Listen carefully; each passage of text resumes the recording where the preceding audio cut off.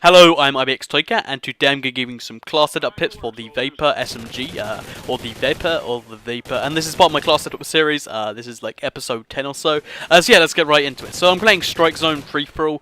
This is the ultimate close quarters map, because as you can imagine, Strike Zone, smallest map in the game, Free-For-All, most intense, crazy spawns that spawn you right in front of someone. Like in this game, I think twice, literally people spawn in my sight line. It's kind of brilliant, I love it. Basically, yeah, that's why this map is so crazy close range, and I figured I'd use one of the close/medium range SMGs, which is the Vepyr, as you might know. So this is one of people's most preferred SMGs, it seems, when, you know, the SMG does need to come out, like such as in Blitz when you play with lightweight on, because it has low recoil and you don't really need a red dot. Because the MTAR, it's a little lacking because you kind of need the red dot, which means you can't really go rapid fire, you kind of need to go red dot and then maybe grip or extended mags. This you can go grip rapid fire, you can go extended mags and muzzle brake. There's loads of nice attachments you can go on this. Plus you can put the red dot in if you really want to and go for the extra accuracy. But this weapon really shines in having the good iron sights and having the low kick. So that's what I found its little role was. So let's get right into how I would recommend using this gun to get you started. So again, this is the pro's weapon of choice, and rapid fire is something you might see a lot, but I would recommend just starting out with grip and extended mags, or if you prefer extended mags and a muzzle brake if you don't want to get used to the grip, because basically the recoil, it's hard, it's a little hard, it's not hard, but it's like a little difficult to basically get the hang of it at first, so I'd recommend just playing, I don't know, 5-10 games with just regular attachments on, and then once you've learnt that and you're like, oh, this weapon just has no recoil, I want to get more power in it, more power, more better. Right? Also I got really enthusiastic for that. But more power is more better, I think we'll agree.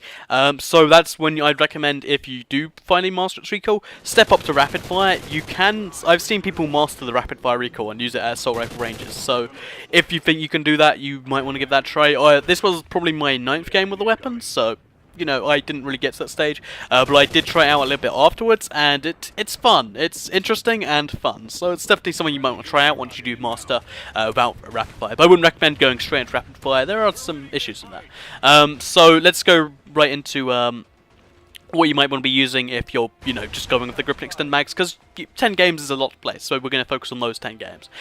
So first of all, a quick secondary. You do not need a secondary with this weapon, because the SMGs in this game, most of them anyway, they're so good at hipfire and, you know, close range, that you just don't really need to go with a secondary, because hipfiring them is going to be better than pressing a Y pulling out a secondary. Even if you get ready for them, it's better just to get rid of them with good hipfire or with a good ADS, so I found that basically just don't go with a secondary. It's literally not worth the point. So that's always a nice one right there. Third of all, we're going to go with the equipment and tacticals. I'm using C4 here because C4 is just something I really love, because I've been using it since, like, I think Black Ops 1.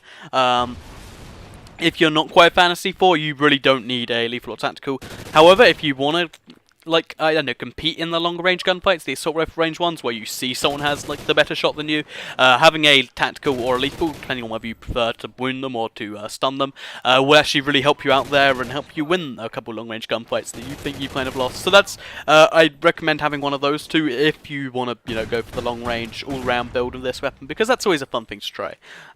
So next up is going to be the perks, which is obviously the important bit, and this is where it starts to get a little tricky, because this weapon is an SMG that already kind of does the SMG stuff well. I kind of went for a just jack of all trades class. So Amplify, of course, is always a nice one for free-for-all. Hardline is a nice one in general. And then after this is where it gets tricky. So Steady Aim will allow you to do some crazy hipfire stuff, which saves you aiming down sights, which is something I really value. However, it's not necessary. Sleight of Hand will save you reloading a lot, which means you can not use extended mags, and, you know, maybe go with the muzzle brake and a grip or something like that and get loads of power outfit that way, or even like muzzle brake and a rapid fire attachment.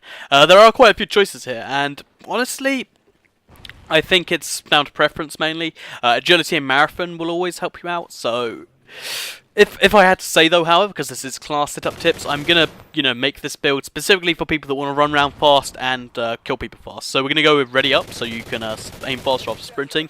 We're gonna go with Steady Aim, so you can just jump around corners, hip firing like crazy, hip fire like 4 people like crazy. I find hip fire helps you deal with crowds better, so just, you know, hip fire crowds and do crazy stuff like that. We're gonna go with I think we said Agility and Marathon already. If not, then we're gonna go with those two, so we can just speed around the map. We're gonna put Ping on, so once we do kill someone, we can can, you know, find the next enemy easily. And depending if you don't have any equipment on tacticals, that means you have another 2 points right here. So we're gonna spend those 2 points on. We're gonna put them right onto amplifiers, so you can get the extra, you know, looking around the map there. So yeah, I hope that has helped you play better with the Vepyr SMG. We are running a tiny bit here, so I hope you enjoyed the video. Like if you liked it. Thanks for watching, and goodbye.